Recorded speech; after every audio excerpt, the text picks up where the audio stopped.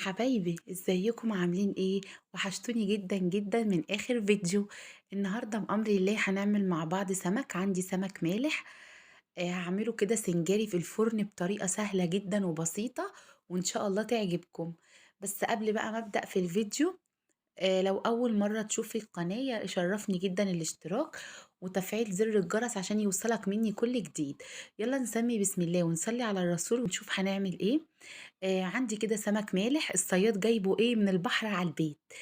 يعني ايه، مش بولتي مش بوري، لا سمك مشكل كده. يعني ايه مصطادها ايه، يعني مش يعني إيه سمك يعني إيه. عندي بوري، عندي قاروص، عندي بطاطين كده اللي إحنا شُفناهم مع بعض.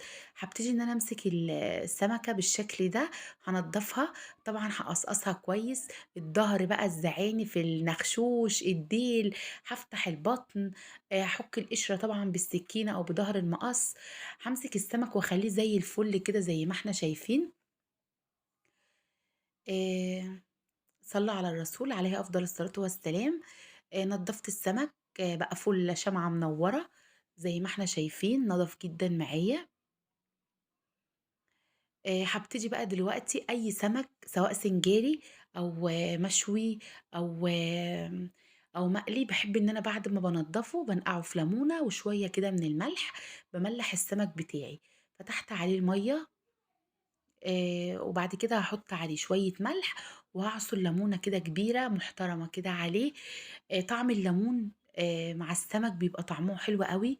لمّا بتيجي بتقلي السمك بعد ما بتعصري عليه ليمون بيبقى مقرمش كده معاكِ وعسل. هانزل كده بشوية ملح، بحيث إن أنا بابقى إيه مضبطة الملح السمك بتاعي. فاكرين بقى الدقة اللي إحنا كنا عاملينها مع بعض، اللي هي إيه يا سمر؟ اللي هي كمون على كزبرة على ملح على فلفل على كده هنستخدمها دلوقتي. معايا دلوقتي بقى عودين كرفس، قرن فلفل حار، جزرتين، طماطم، قرن فلفل رومي، ولو في فلفل ملون حطي. ودلوقتي نزلت بمعلقة من الدقة عاملاها قبل كده معاكم في القناة، عبارة عن كمون، توم، فلفل حار، فلفل أحمر، ملح، فلفل، كزبرة، كمون. بفرمهم كويس أو بدقهم في الهون وبشيلهم في التلاجة للسمك للكبدة. بتنجز جدًا معايا وحلوة أوي، أوي، أوي.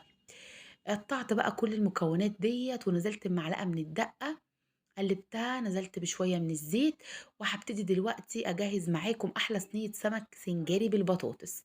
طعم البطاطس تحت السمك يا جماعة بتبقى حلوة أوي، أوي، أوي. السمك لمّا بينزّل السمنة اللي فيه كده على البطاطس، أو البطاطس لمّا بتتنكّه بالكرفس والسمنة بتاعة السمك، بتبقى حلوة أوي، أوي، أوي. ابتديت دلوقتي إن أنا خلاص قطّعت البطاطس، باقطّعها تقطيعة وسط، ما ينفعش إن أنا أخلّيها رقيّقة، السمك هيستوى والبطاطس هتبقى لسه نيّة.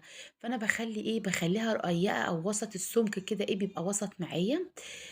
ابتديت بقى إن أنا أحشي السمك بال وطبعًا نزلت على البطاطس بحتّة من الدقة، طعّمتها طبعًا بالتوم.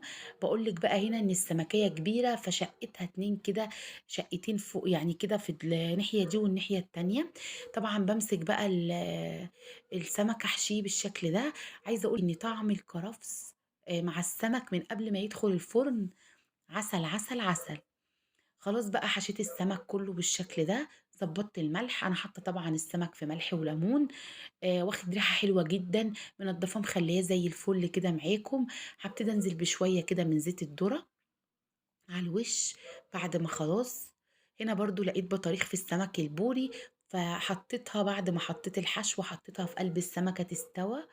غطيته كده بورق ألمونيوم.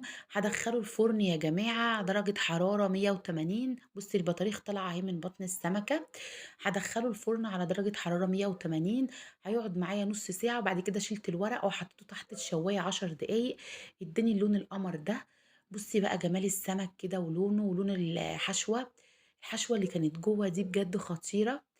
طعم البطاطس يا جماعة مرمّلة، واخدة كده ريحة السمك مع الكرفس.